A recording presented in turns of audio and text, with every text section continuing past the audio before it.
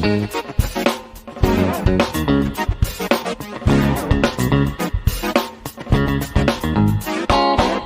and welcome to the Chillville podcast, your weekly dose of all things money and financial in nature. I'm Leona. And I'm Sujit, and it's our pleasure to take you through this wonderful journey of learning and education. So to kick off today's episode, some of the questions I got from our listeners was when a person lands in U.A.E. as an expat, where does he go? Like, what banks does he approach? How does he go about setting up an account or knowing which bank to set up an account with? Like, what's the process? Well, process-wise, the process is similar to all the banks, irrespective of whatever bank you choose. You need to, first of all, have a residence visa. You need to be employed by a company. You need to have your Emirates ID set up, and then you need to have your salary coming in. And if in case of an expat employee, you need to have a regular salary, and then your salary will start getting credited to a particular bank that your company ascribes it to, or the bank that you choose, and then the banking relationship is said to have been established with that particular bank. So now the question is, this is with regards to the process. Yeah. But if your question was asking me that what are the types of banks available in the country, and does it make a difference in terms of what kind of bank account we start, then the answer will be slightly different. So I'm not really clear whether you want to know about the process or the decision behind which bank. Both, let's say. Okay, the process question I have already answered. Now the consideration between which bank you should choose, thankfully the U.A.E. has a lot of banks to choose from. There's no shortage in the number of banks. Yeah. You have the big banks which are more corporate in nature. They are the corporate banks. You have banks which are retail in nature, which are slightly more inviting to small retail customers. Their products itself are more retail savvy. Yeah. And then you have the third category of the bank, which is more of investment or development banks. Their ads and all don't come in the paper. They do have certain building branches in certain emirates of the country, but they are more for industrial projects, government, institutional investments. Consumers like you and me do not really bank with them on a daily basis. So these are the main three genres or types of banks. In that also, coming back to the corporate and retail banking setup in the U.A.E., this is further bifurcated into two families. One being the conventional plain vanilla banking system, which is similar to the West and rest of the world. Yeah. And the other one is a unique banking system similar to Islamic countries. Islamic, okay. So Yeah. I was going to come to that because Yeah. I've seen that Islamic bank mostly here than back in my country. Yeah. And Islamic banks are slowly the new growing phenomena in most of the countries of the world. Okay. It is banking which is firmly entrenched and based on Sharia principles. Yeah. They have certain things, for example, interest is not legal as per Sharia law. They term it in a different way. And you have cases where contracts of insurance also, they have a separate genre called takaful. It is not conventional insurance. Then they have certain restrictions with regards to what investments are allowed as halal and what is haram and etc. Okay. So it is a very Islamic compliant banking system, and people of the faith who follow Islam, ideally most of the customers, they would like to comply to Islamic tenets, and that gives them a lot of comfort. It is somewhat similar to the ESG kind of norms we have in Europe, wherein they look at environmental sustainability and governance principles. Same way in the Islamic world, they ensure that you don't get into investments which are not legal or not sanctioned by the Quran. So you will not see funds, for example, investing in Islamic banks, Islamic bank funds invested in companies which are, for example, dealing in alcohol or pork So or something which is banned. there'll be certain restrictions on what kind of activity the business is involved in. True. So all these are prescribed by the Sharia principles, and you are expected as a bank account holder to comply with those norms. Okay. So it's not that one banking system is more better than the other or otherwise. It actually depends on what your preference is. But then there's no interest in Islamic banks. Yeah, but they have a different kind of terminology for it called profit based on contribution. Okay. So it's just that they have a different methodology, plain interest in terms of usurious interest is definitely not there. So both of these banking systems have their own merits and demerits, and they are suitable for certain sections of society depending on your inclination. I personally have banked with both conventional and Islamic banks, and I've found both of them to be pretty decent. Like, I have not see banks by nature are not good or bad to you whether they are conventional or Islamic. As long as you are a law abiding expat who takes the minimum facilities and always services your debt on time and has a lot of cash with the bank rather than the other way around, whether it's Islamic or conventional doesn't really matter. Okay. But more than that, the first tick box should be, when you're choosing a bank, that for me, if you ask me point blank, a good bank for me is a bank that I never have to visit. So that they have good online presence, and that's the app is good. That's the first checkpoint. There's a good online presence, and the app is good, and there's a ease of user interface. And security should be very high. Cyber security is a top priority. I do not want my data to be compromised. But how do you ensure? There are various banks which are having like good checks and balances here in terms of cybersecurity infrastructure. But more than anything else, you need to be careful, making your password tough and having the right permutation combinations so that it can be replicated easier. Don't do foolish things like putting your email address for free Wi-Fi in certain coffee shops or stuff like that. Yeah, I know why you're laughing. All of us have done that at some point of time or the other. And if these email addresses are having your last credit card statement or bank statement, a hacker can access it in a matter of days or minutes if he wants to. Now, it's another matter if the statement is there but there's no money in the bank account, then the hacker will be wasting his time. But if it happens to have a lot of funds and your password or identity is compromised, it's a big issue. Okay. So first point to choose a bank is look at the system, whether it is morally, legally, ethically and religiously acceptable to you. Choose whether you want conventional or Sharia. Second thing you need to look at is always, as a retail person, go to a retail bank more than a corporate bank, because they will have more exciting retail offers and discounts and offers stuff. on dining and stuff like that which are helpful to you as an ordinary person. Point number 2. Point number 3 is always choose and track out a bank which has ATMs and networks closer to your house, your place of living, and check out which has the maximum number of 24-hour ATMs also.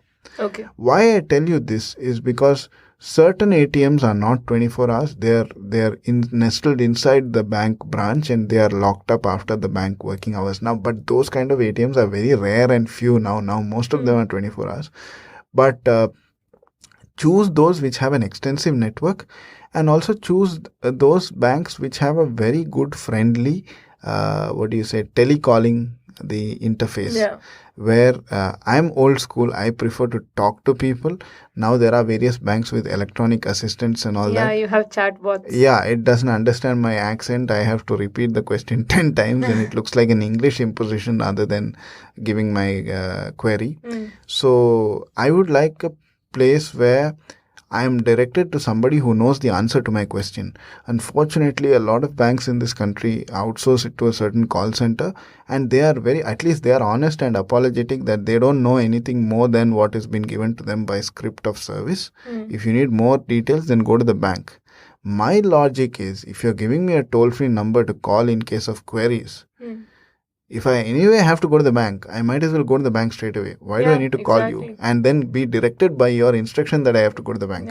So check that out. You can find a lot of peer review and CSAT scores on various things.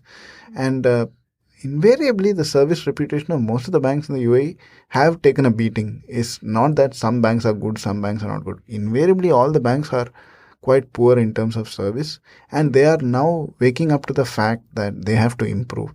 Many banks have since then taken a lot of good steps to make their service levels better, and we are seeing an evolving banking marketplace here. So that should be your fourth consideration. Number 5 is you need to look at certain banks. They have a situation where you have to keep a minimum balance every month. Okay. Whether you are comfortable with keeping that minimum balance or not, or are you somebody who frequently needs cash and you need a zero balance, then there are certain other banks which allow you to keep a zero balance. As a young person, as a millennial, there are also bank accounts which allow you to keep zero balance, no checkbook, no facilities. It's just a place to stash your cash. Yeah. I call this SYC accounts, like stash your cash accounts. Oh, okay. Like you just keep it there. Like you have KYC for the customer, this is SYC, stash your cash. It's not useful for anything else, just keeping your cash over there. Because you won't earn much interest anyway, but there's absolutely like minimal interest, no checkbook. You will get a piece of plastic card just as a debit card to actually do your stuff. Yeah, so you don't have to worry about carrying cash around, and you can just that's use about the it. card. Yeah. But otherwise, you will not get any great service and all for all these online e-accounts, but that's another option. And lastly, you should always get into a banking account relationship with a firm cognizance and a thought reflection of not what you are today, but what you might need from the bank tomorrow. I can repeat this. What I mean is, today you might be a young person, a millennial with a small salary, with less requirements or expectations or need for facilities. Tomorrow your salary grows and you want to probably take a mortgage on a house, or you want to buy a car or an auto loan or whatever. You need to look at banks which have facilities which are friendly to your customer profile, which can give you preferential rates and preferential borrowings and all those things for the different needs in your life. Because what happens is, because the bank also does not remain the same every year, they will come up with new products and innovations. And you yourself as a customer at the age of 20, 21 and at the age of like 30, 35 will not remain the same. Your earning capacity, your needs and requirements and everything. Periodically, it is not a sin to look at changing bank accounts. And going for the best options that are there. But when you do any of this, ensure that you get a no dues certificate when you close the account, and that all your dues are duly cleared, including if you have outstanding small amounts on your credit card, maybe even if it is 1 dirham or 2 dirham, that can balloon. You'll keep getting statements. You'll keep getting statements that can balloon into an untenable amount. And your mere clerical carelessness will cost you an arm and a leg later. So these are in summation, the main things that you need to look at when you arrive in the UAE and when you go about choosing and ascertaining a bank account. So now we've figured out what kind of bank to probably approach and the different types of accounts that are there. So you have current, you have savings, you have... You have term deposits, you have call-based accounts and different. And then, of course, you have other products like you have insurance, bank assurance products, you have term deposits if you want to, you have deposits which are like sweep. But again, most of them have a very low interest rate, right? Here, given the current banking rates, they are not very encouraging. They are next to nil, actually, you can say. Like, there are developing economies in the world which give you far better rates on deposits and all that. And come to think of it, unless you have a huge 6-figure amount in savings, that 1% or something is not going to make a much difference in terms of an annual interest per se. That way, globally, relying on the interest rates of the bank alone for making a fortune or savings is a very slow and laborious process. You would probably be better off putting it in better things like equity or something where there is slight risk, but the reward ratio is much higher. So banking interest returns is not for making wealth. So between opening a current account and a savings account, it's not much of a difference. Not much of a difference. It only depends on how quickly you want the money as opposed to how quickly you want to lock away the money and keep it. And for some people who have that itchy hands, that if I have access to money, I will put my hand in the cookie jar and nothing will be left. For those people, I recommend keep it in an account where you don't have debit card or checkbook or anything like that. So it stays. At least something will accrue. At least as an emergency fund.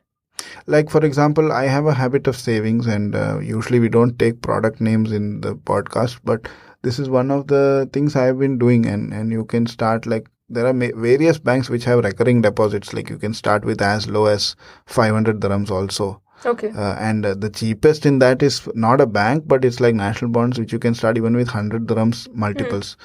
And I am committing an amount every month to it as part of a plan called My Plan. I don't actively look at earning an amazing amount of interest or profit because the Islamic compliant plan. Yeah. But nor does the possibility of winning a national bonds millionaire, entice me, because I believe in luck, I believe in fortune, but I believe in my hard work more than anything else. But the regular act of saving over 12 months will give you some sort of a corpus. Yeah. Like it's like brushing your teeth or eating your food every day. Because you eat your food every day, you're able to maintain your physique and all that. Same way, if you save every day on a regular basis, you will get a lot of things which you can take in terms of the savings later on when you need it. Okay. So you might, when you start, probably you'll start with 500 dirhams a month, 1000 dirhams a month, maybe 1500 dirhams a month. May not sound like much. Yeah, but then but over multiply time, when it, it compounds. yeah, not even compounding, because here again, interest or profit rates are not amazing. Yeah. But simply by the raw fact of, even if you put away 2000 dirhams a month for 12 months, it's 24,000 dirhams. In 5 years, that's 100. And at least builds that habit Yeah, of, in 5 years, your in 5 years, that becomes saving. 100,000 dirhams. That is like it's a 6-figure amount. So that's a big thing. It's like every drop makes an ocean. So start with something like that. Okay. And so with national bonds itself, I came across a very interesting feature that they had, and it was some calculator thing that you only introduced me to. That's called the retirement calculator. Not only national bonds, all the other banks and financial service providers have these calculators. Yeah. I usually don't recommend it to many millennials because at the end of it, the result is not really pleasant. You will end up with a figure in millions of dirhams, which they tell you will need to survive at the age of 60, assuming you want to live for 25 years. Assuming you live up to the age of 85.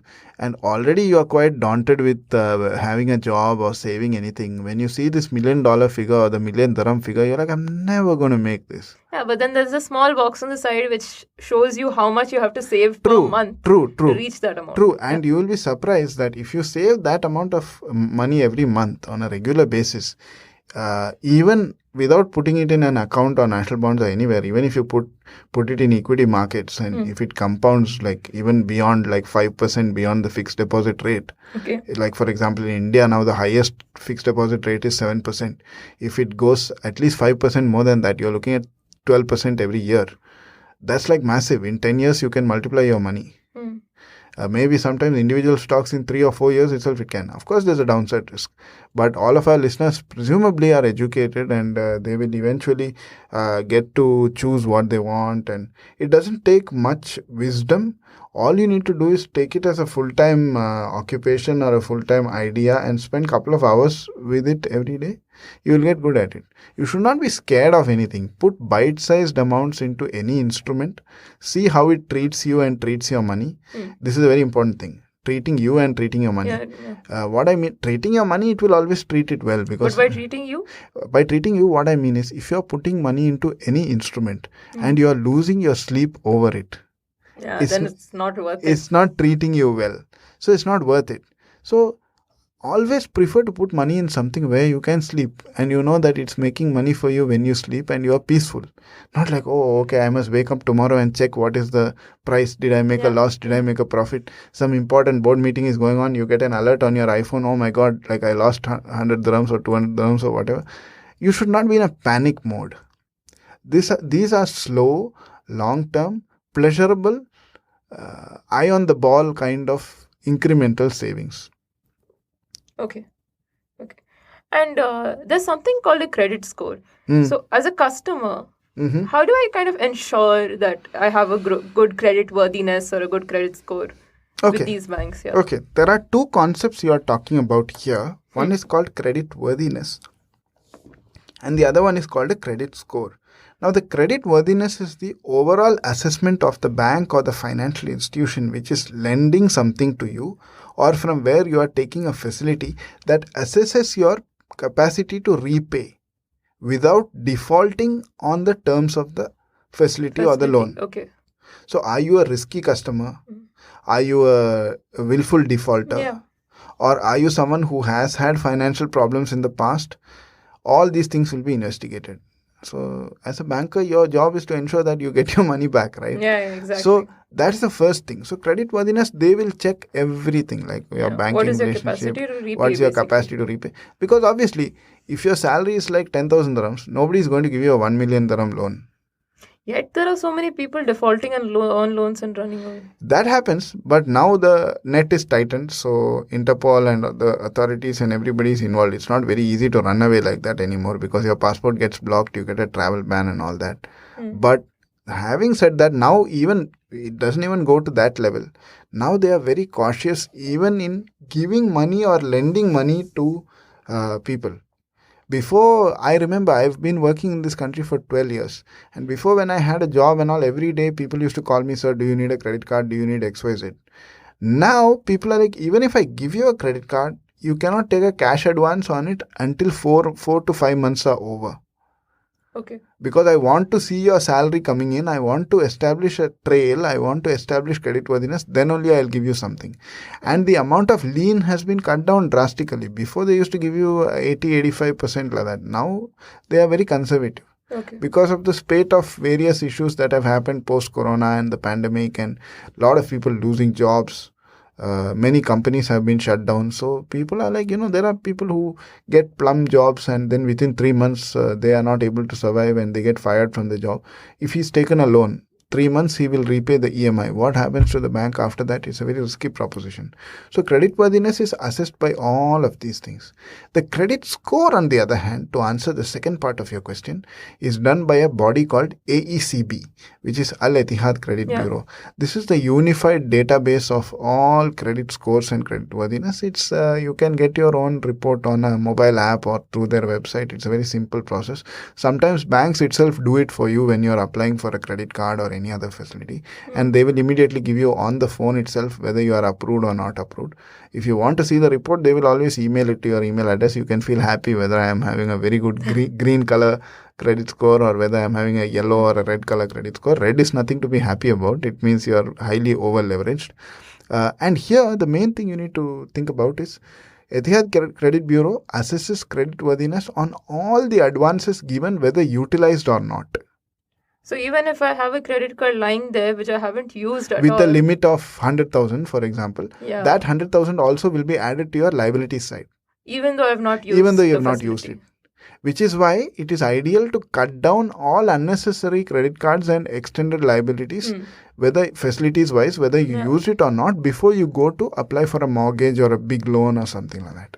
Okay. So this is the key difference between. But this only matters when you're applying for a loan. What about applying for a job? Do they check your credit worthiness? Applying for a job, it has not reached that advanced level where they. No, when you end up being a permanent employee, do they do the check on you to just check the how responsible they're? The bank checks. The bank checks. They ask you, are you an employee under probation or have you been confirmed? Only then we will give you higher end facilities. Okay. But it has not reached a point like America and all where employers will check with the bank. Yeah, like, because I've heard that they do it there. In America, it's a part of an extensive exercise called background check. Okay. So they check everything, whether you have criminal convictions, whether you have DUI, drunk under the influence charges, whether you have defaulted. So they want to know whether you're coming from a troubled financial and mental situation or not. They would rather not hire you at that point. Of course, US has a lot of anti-discrimination laws. They cannot do that. You will be sued. But they do it in a very discreet way, so you cannot sue them like that. U.A.E has not evolved to that point yet, but hopefully someday it will reach there. Yeah. So yeah, that's to answer your question about credit worthiness versus the Etihad Bureau credit score. So in today's episode, Leona, to recap, we have talked about what are the things that an expat needs to be mindful when he comes first to the country, how to make the choice of a bank by genre and by requirement. Then we talked about the different types of accounts. And lastly, we came to the key part of what is the difference between the credit score and credit worthiness. And how do you ensure a good score? Why is it vital to have a good score in view of your financial health in the country? So quite an educational episode. I hope our listeners liked it. A very practical episode which you need to ensure that for your financial longevity and health in the country. So Until we meet in our next episode, this is me, Sujit, signing off. And this is Leona signing off. See you soon in another episode, not too long away. Next week, we will have an episode where we discuss other important things in the realm and domain of finance. Until next time, bye-bye, stay safe and take care.